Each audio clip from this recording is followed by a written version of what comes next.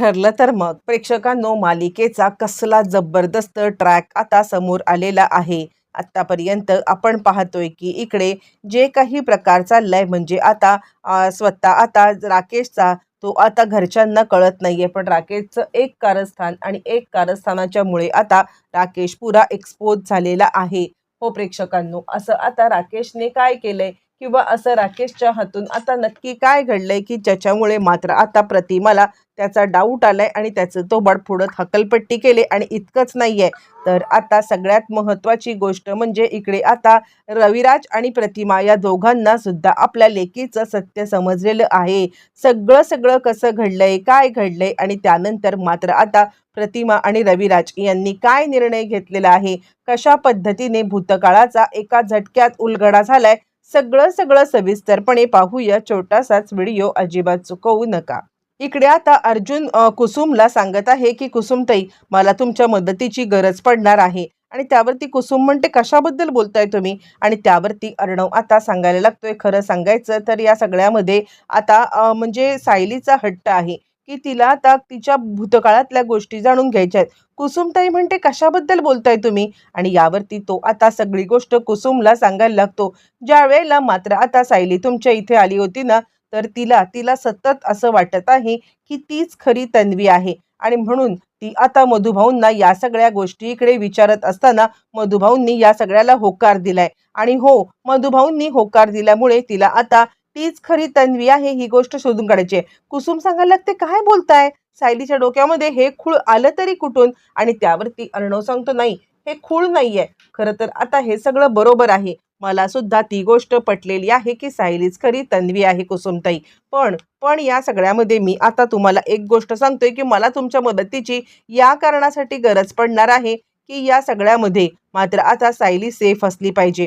तर तुम्ही आत्ता घरी गेलात ना की मधुभाऊंच्या इकडून आता काही गोष्टी तुम्हाला कळत असतील तर तुम्ही काढून घ्या. माझी खात्री पटले की सायलीच खरी तन्वी आहे, पण तिचा हट्ट असा आहे की तिला आता हा अपघात घडवून आणायचा आहे. आणि आता मला मला मात्र तिच्या जीवाची खूप काळजी वाटते. आणि त्यावरती मात्र आता ती सांगायला लागते, मी बोलू का सायलीसोबत?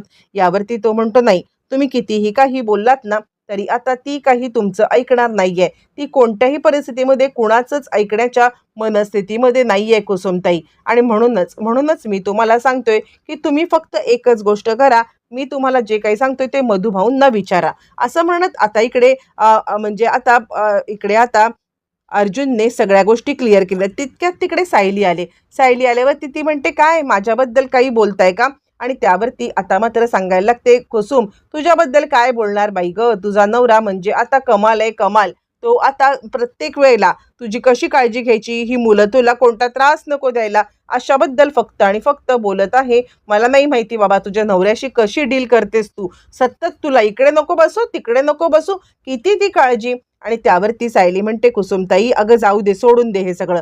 बरं, आता हे सगळ्या गोष्टी झाल्यावरती मग इकडे आपण पाहतोय सचिनला मात्र आता सांगितलेलं आहे ते म्हणजे इकडे म्हणजे आता त्याच्या बापाने त्याला सांगितलंय नागराजने की काहीही झालं तरी आता तुला या सगळ्यामध्ये मदत करणारी एकच व्यक्ती बाहेर आहे आणि तो पण महिपत. म्हणून तो पुन्हा एकदा महिपतकडे आलाय. आणि आता अण्णा, तुम्ही हे म्हणजे काही म्हणजे महिपत बाबाचं रूप धारण केलंयच ना, मला कळतंय ते फक्त एक नाटक आहे समाजाला दाखवण्यासाठी. पण आता तरी माझ्यासमोर तरी हा बुरखा तुम्ही आता काढून टाका.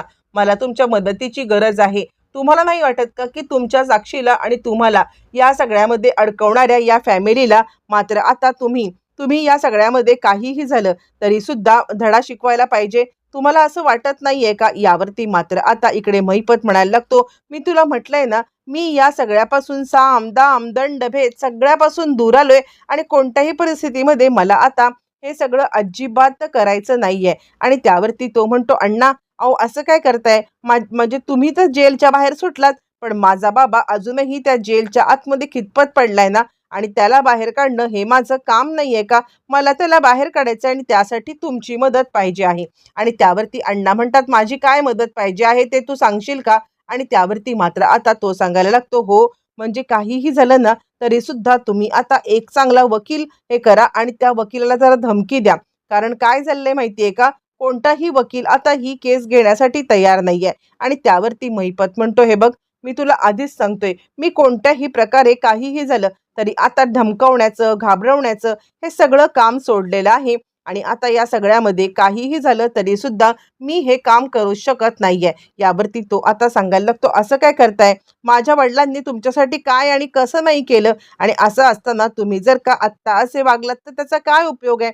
आणि त्यावरती मग आता लगेचच तो सांगतो, हे बघ, तू काहीही समज, खोटं समज, काही समज, मी बदललोय इतकं मात्र नक्की.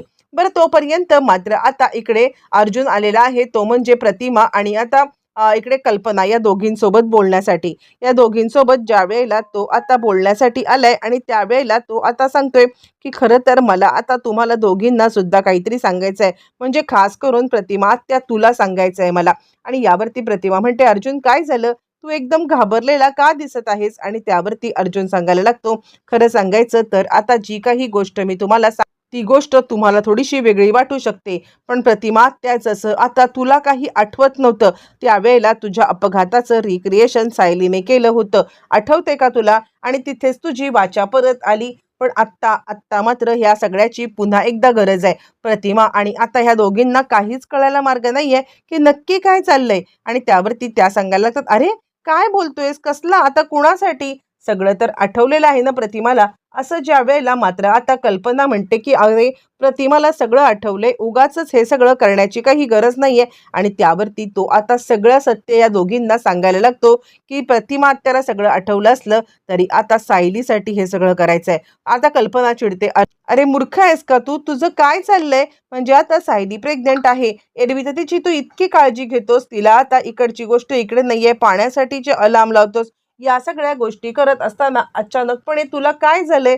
म्हणजे मला खरंच कळत नाहीये, की हे सगळं का करतोयस तू? आणि त्यावरती अर्जुन सांगायला लागतो, मम्मा, हे सगळं मला करायची गरज नाहीये, पण हे सगळं करायला मला सायलीसाठी लागतंय. आणि त्यावरती मात्र आता कल्पना म्हणते, म्हणजे काय? बरं, तोपर्यंत हे सगळं अर्जुन सगळी कर्मकहाणी सांगतो आणि त्यानंतर तो आता तयारी करायला निघून गेलेला आहे. ते म्हणजे स्वतः आता या ॲक्सिडेंटची. आता याच इकडे महिपत आलेला आहे, तो म्हणजे स्वतः प्रतिमा आणि कल्पनाकडे. आता महिपत इकडे का आलाय? ह्या दोघींना खूपच भीती वाटते. आणि त्यावरती कल्पना आता सांगायला लागते, हे बघ, इथून निघून जा आत्ताच्या आत्ता.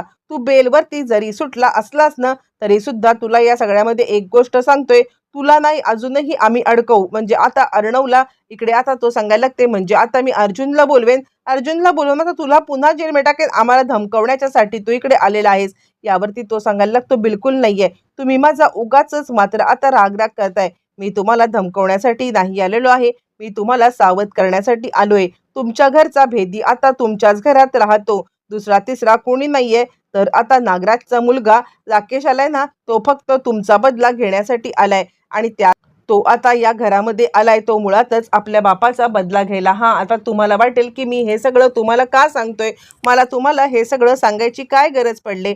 पण मला हे सगळं सांगायची गरज पडली कारण आत्तापर्यंत मी तुम्हाला दिलेला त्रास, तुमच्यासोबत केलेली कुकर्म, या सगळ्याचा मला आता खूप मोठा पश्चाताप बसतोय. म्हणजे मी या सगळ्यामध्ये सुभेदार, किल्लेदार दोन्ही कुटुंबाच्या बाबतीत जे काही केलंय ना, ते खूप चुकीचं केलंय. आत्ता मी जरी सुधारलो असलो तरी माझी मागे जी काही कर्म झालेली आहेत, ती कर्म मात्र आता मला खूपच त्रासदायक ठरतायत. आणि याच कर्मांच्यासाठी आता मी तुमची माफी मागायला आलेलो आहे.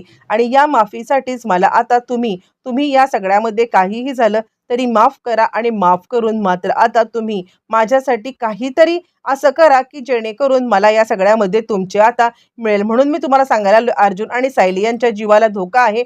काहीही झालं तरी आता जो राकेश आहे, तो राकेश बदला घ्यायला आलाय. बरं, हे सगळं आता मात्र प्रतिमाला खूपच राग आलेला आहे. प्रतिमा चांगलीच चिडलेली आहे आणि आता ती राकेशला बोलवते. राकेशला बोलवल्यावरती ती आता त्याची थोबाडीत देते आणि त्यानंतर तो म्हणतो, काय झालंय काकी? यावरती मात्र आता प्रतिमा सांगायला लागते, खबरदार, काकी बोललास तर मुळातच आता इकडे तुझ्या बापाला तर इकडे जेलमध्ये पाठवलंय. पण जर या घरामध्ये येऊन आता तू कुरघोडी करण्याचा प्रयत्न केलास ना, तर तुला सुद्धा जेलमध्ये पाठवण्यासाठी मात्र आता मी कमी करणार नाहीये. एक गोष्ट लक्षात ठेव, या घरामध्ये येऊन आता तू जर का सायली आणि अर्जुन या दोघांना त्रास देण्यासाठी इकडे आला असशील ना, मग मात्र तुझ्यासाठी हा कर्दन काळ ठरणार आहे. आतापर्यंत काकी काकी म्हणतोयस, पण हीच काकी तुला पोलिसात द्यायला सुद्धा कमी करणार नाहीये. खबरदार, खबरदार, जर का आता माझ्या मुलीला या सगळ्यामध्ये करण्याचा प्रयत्न केलास तरी. यावरती मात्र आता राकेश इकडे बोलायला लागतो, अगं तुझी खरी मुलगी कोण आहे, कुठे आहे, तुला माहिती तरी आहे का? आणि यावरती मात्र आता इकडे प्रतिमा सांगायला लागते, तुला काय माहिती? यावरती तो म्हणतो, मला सगळं माहिती आहे आणि तुला या सगळ्यामध्ये मात्र आता माहित नाहीये की तुझी मुलगी कोण आहे, पण मला माहिती आहे. ज्या आता सायलीला माझी मुलगी म्हणून मिरवतेस ना, ती तुझी मुलगीच नाहीये. यावरती प्रतिमा आता सांगायला लागते, आम्ही कुठे म्हटलो होतो की सायली आता माझी मुलगी आहे? इकडे काहीतरी आपण चुकीचं बोलून गेलोय हे आता राकेशला समजलंय आणि राकेश या सगळ्यामध्ये मात्र आता पटकन गप्प बसलाय. प्रतिमा आणि हिला संशय आलाय. बरं हे सगळं त्या रात्री मात्र आता अपघाताचं रिक्रिएशन करण्याचा जो काही घाट घातलेला आहे ते अपघाताचं रिक्रिएशन मात्र आता पूर्ण झालंय आणि या रिक्रिएशनच्या वेळेला प्रतिमा मात्र आता जो काही प्रकार घडलाय, जो काही राकेश बोललाय ते सगळं रविराजांना मात्र आता सांगते. ज्या वेळेला रविराजांच्या समोर आता हे सगळं सत्य आलंय, रविराजांना खूप मोठा धक्का बसलाय आणि त्यानंतर अर्जुनने जे काही गोष्टी सांगितल्यात प्रतिमाला त्या गोष्टी समोर आल्यात आणि राकेशने बोललेलं सत्य, यामुळे सगळ्या गोष्टींचा मात्र आता पुरावा सापडलेला आहे. एका झटक्यात सायलीच खरी तन्वी आहे हे प्रतिमा, रविराज आणि सायली या तिघांना सुद्धा आता प्रेक्षकांनो समजलेलं आहे.